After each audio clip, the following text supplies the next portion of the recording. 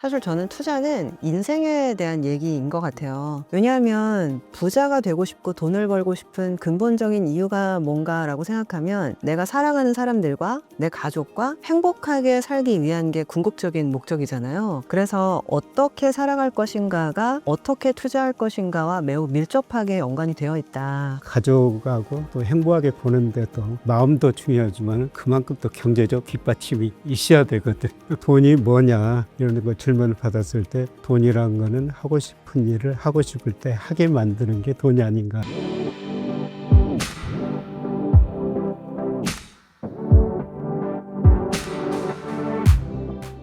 지금 신영증권에서 굉장히 중요한 역할을 하고 계세요. 직책이 자산배분 솔루션 본부. 여기서 주로 무슨 일을 하시는 거예요? 제가 한 25년간은 시장을 전망하는 리포트를 쓰는 애널리스트 역할만 했었거든요. 작년에 회사에서 하는 일을 좀 바꾸고 싶다라고 이제 말씀을 드렸어요. 그러면서 이제 여기 본부로 오게 됐는데 그동안에는 뭐 환율이 어떻게 되는지 주가가 어떻게 되는지 금리가 어떻게 되는지 그런 거를 예측을 했는데 그 예측한 어떤 뷰나 이런 전망을 가지고 어떤 식으로 상품 구성을 할 수 있고 어떤 식으로 상품을 만들어 볼 수 있는가에 대한 고민이 좀 들더라고요. 왜냐하면 결국 실제적인 부분이 되게 중요하니까 그런 거를 이제 하는 본부입니다. 외부에서 좋은 상품, 펀드 상품이 있으면 그것들을 소싱해서 고객들한테 공급을 하고요. 레버 카운트라고 해서 주식이나 내지는 채권 같은 것들을 직접 투자를 해서 전문가가 이제 운용을 해주는 그런 형태의 상품도 공급을 하고요. 안에는 이제 신탁도 있고 내지는 사모펀드도 있어서 펀드 상품 같은 것들을 공급하는 역할을 하고 있는데 이제 와서 보니까 제가 또 참 무지했구나 이런 생각도 많이 들고 많이 공부하고 있습니다. 제대로 길을 가시고 계시는 것 같아요. 저도 그 제자들이 먼저 자산운용사 펀드 매니저가 되겠다 이렇게 이야기를 하면은 좀 더 생각해봐라. 애널리스트 먼저 돼봐라. 그러면서 뭐 거시경제, 산업, 기업 분석 이거를 하고 나서 펀드 매니저를 해야 된다. 그래야지 정말 소중한 다른 분들의 돈을 잘 운영할 수 있을 것이다. 이런 이야기를 하는데 박 이사는 정말 오랫동안 애널리스트 하셨죠. 신영증권에서 자산 배분을 지금 어떤 식으로 하고 계시는지 좀 궁금해요. 저희 신영증권은 일단 리서치 센터 전체에서 각 유관 부서들의 뷰를 모아서 전체 SAA, TAA라고 해서 1년에 주식, 채권, 대체 자산을 몇 %씩 배분을 할 건가라는 부분에 대해서 전체적인 전략적 자산 배분 비중을 결정을 합니다. 분기마다는 요거를 점검을 해서 약간씩 바꿔주는 택티컬 에셋 알로케이션이라고 해서 TAA라는 수치를 결정을 하고요. 근데 중요한 거는 전체적인 뷰와 내지는 뭐 이런 비중을 결정을 하더라도 비중 안에 어떤 상품을 매칭할 것인지 그리고 이제 어떤 상품이 좀 더 투자 상품으로서 가치가 있을 것인지 이런 것들은 현업부서에서 결정을 많이 하게 되거든요. 저 같은 경우는 이제 상품 전략부 그다음에 레버 카운트 서비스부를 담당을 하고 있는데 여기에서 ELS 관련된 부서도 들어와서 의견을 주고받을 수 있고요. 그리고 실제 영업점 유관 부서들이 모여서 현재 시장에 대한 어떤 토론이나 토의를 거쳐서 어떤 상품이 현재 가장 적합할지 그런 부분들을 얘기를 하는 과정들이 있어요. 그래서 이제 실무위원회가 있고 그거를 또 승인받는 상임위원회가 있고 근데 아마 저희 신용증권뿐만이 아니라 대부분의 증권사는 이런 자산 배분에 대한 조직들을 많이 갖추고 있을 거거든요. 이런 조직을 갖추는 거를 삼성전자, 하이닉스, 레머리지 ETF 하나만 사면 투자가 끝나는 건데 이런 자산 배분이 의미가 있나? 라고 사실 생각하셨던 장세가 요번 상반기였던 것 같아요. 근데 만약에라도 다시 원론적으로 돌아가고 시장이 정상화됐을 때는 다시 이런 자산 배분이 필요한 시기들이 분명히 찾아올 거고 저는 이미 시작이 됐을 수도 있다라고 생각을 많이 하고 있습니다. 그런 어떤 미래를 대비하기 위해서 계속 좀 공부해 나가는 과정이 있습니다. 상반기에는 자산 배분 의미가 별로 없었죠. 삼성전자나 SK 일부 반도체 주식만 올라가지고요. 다른 것을 투자했다면 그렇게 수익률이 별로 안 좋았거든요. 그런데 그거는 전 일시적인 현상이고 자산 배분이 중요하다. 이런 말씀을 드립니다. 여러분한테 말씀드리는 건 돈을 일을 시켜야 된다. 그런데 채권, 뭐 주식, 뭐 대체 자산 여러 가지 나눠서 일을 시켜야 된다. 이런 말씀을 드리고 있습니다만 주식뿐만 아니라 뭐 채권, 대체 자산 이런 것도 비중도 정해서 알려주시나요? 같이 다 하고 있고요. 네. 채권 같은 경우는 아시겠지만 조금 더 공격적인 투자 자산을 좀 보완해주는 역할을 할 수가 있어서 물론 이제 만기까지 가져갔을 때 일단 원금을 돌려줄 수 있으려면 채권을 발행한 회사가 부도회음이 없이 굉장히 건전한 회사여야 된다는 가정이 필요하긴 하지만 일단 저희가 잘 고른 오르면 하방은 막혀 있고 상방에 대한 어떤 이자 수익에 대해서 열려 있는 것이 채권의 특성이기 때문에 저는 구조적인 비대칭성이 있다라고 생각을 하고 있어요. 결국에는 하방은 막혀 있고 위만 열려 있는 그런 형태의 자산이 또 채권이라고 생각을 하고 있기 때문에 채권 자산에 대해서도 저희들이 비중을 일정 부분 가져가고 있고, 그리고 이제 투자자들의 성향에 따라서 위험 중립형인 고객도 있고요. 또 이제 적극형인 고객도 계시고 공격 투자 성향인 고객들도 있으시기 때문에 고객별로 한 몇 퍼센트 정도의 어떤 배분 비중이 맞을지 그런 부분들도 계속 분기마다 모여서 토의를 하고 있습니다. 아직은 사람들이 결정하죠. AI 도움도 받나요? 최근에 저 미국서 한 논문을 읽어보니까 AI한테 그 종목을 물어봐가지고 투자했더니 초과 수익률은 아직 안 나더라. AI도 지금 서서히 도움을 받아야 되는 그런 시기가 아닌가 생각되는데. 실제로 저희도 지금 사내에서 적극적으로 적용하고 있지는 않지만 일부 모델을 좀 차용해서 저희가 이제 결정하는 비중과 AI한테 맡겨서 결정하는 비중과 이런 것들을 좀 비교해보는 작업들은 일부 하고 있어요. 근데 좋은 경우도 있는데 아직 안 좋은 경우도 있어서 시기별로 조금 차이가 있어서 결국에는 AI를 전면적으로 도입하는 날이 오긴 올 것 같긴 한데요. 아직까지는 보완 작업이 좀 필요한 단계라고 보여집니다. 말씀하셨던 것처럼. 앞으로 먼 훗날 일이겠지만은 적극형 중립의 고객 성향 판단하셔가지고 거기에 맞게 자산 배분을 해드린다 그런 말씀하셨습니다만 앞으로 AI가 그 역할을 많이 해주지 않을까 그런 생각이 듭니다. 최근 그 시장 변동성이 굉장히 커졌어요. 그런 분들이 이 책을 꼭 한번 읽어보셔야 될 것 같은데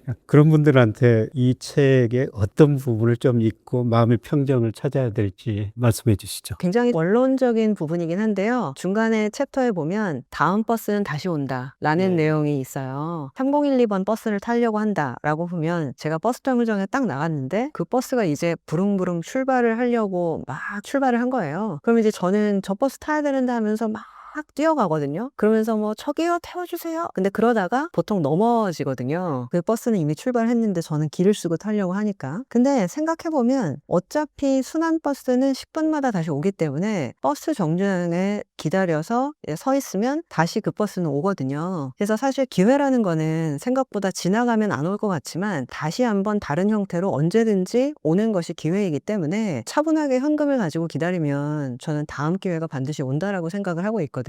그래서 워렌 버핏도 그런 얘기를 했더라고요. 야구에서는 3번 공을 못 치면은 3아웃 체인지라고 해서 타자가 나가야 되거든요. 근데 아무리 공을 던져서 자기가 기다려도 퇴장당하지 않는 것이 바로 주식 투자라는 게임이다. 그래서 내가 치고 싶은 공이 나에게 적합한 공이 올 때까지 얼마든지 기다려도 퇴장당하지 않는 것이 주식시장이기 때문에 인내심을 가지고 기다리면 된다라는 얘기를 워렌 버핏이 했었는데 저는 사실 이 얘기가 굉장히 지금에도 맞아떨어지는 얘기라고 생각을 하고 있어요. 그래서 그런 마음가짐이면 아마 하반기 사실 좋은 수익 내실 수 있는 기회가 다시 한번 온다라는 생각을 하고 있습니다. 늘 그 주가 지수라는 게 장기적으로 상승하지만 늘 사이클이 있게 마련이거든요. 최근에 그 반도체 AI에도 사이클이 없다. 지나고 보면 역사는 늘 그 사이클이 있다는 걸 보여줬거든요. 그래서 늘 그 일정 부분 현금을 가지고 다음 기회를 또 준비하시는 것도 좋을 것 같습니다. 제가 이 책 그 마지막 부분 보면은 특별한 장이 있어요. 6번째 장인데요. 내일 또 출근하는 당신에게 해주고 싶은 이야기.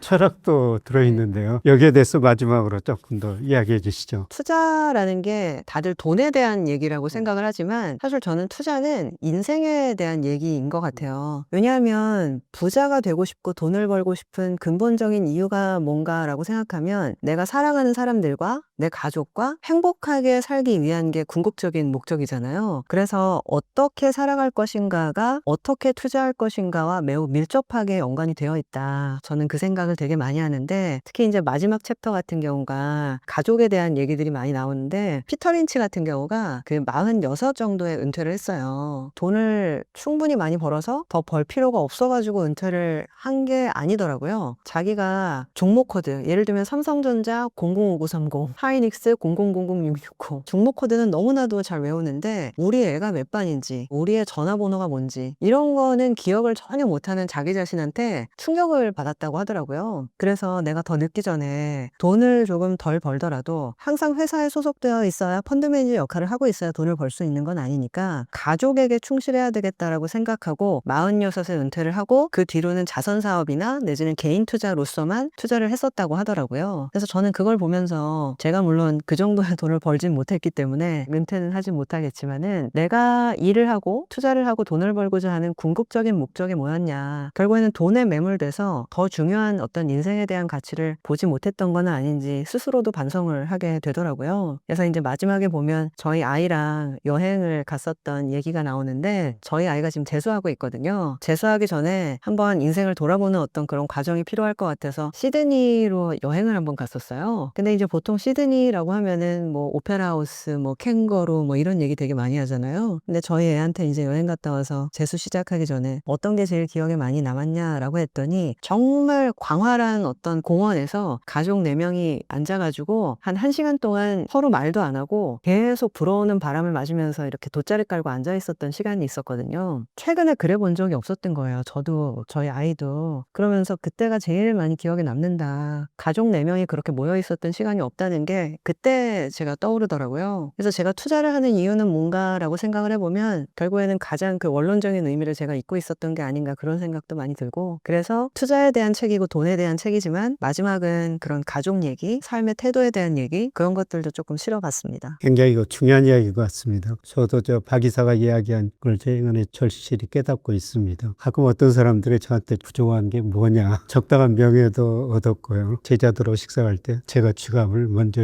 엽니다. 그러면서도 가끔 생각해 보는 게 우리 애널리스트라는 게 그렇지 않습니까? 제일 일찍 출근하고 제일 늦게 퇴근하고 주말에도 나와서 일해야 되는 그런 애널리스트 생활이었거든요. 그러다 보니까 가족하고 함께 못했던 것들이 제일 아쉽더라고요. 최근에 저도 그런 관련 책을 하나 좀 쓰고 있어요. 돈도 중요하지만 가족이 중요하다 이런 거 책을 쓰고 있고 박 이사께서 말씀하시니까 저도 그 생각나서 말씀을 드립니다. 가족하고 또 행복하게 보는데 또 마음도 중요하지만 그만큼 또 경제적 뒷받침이 있어야 되거든.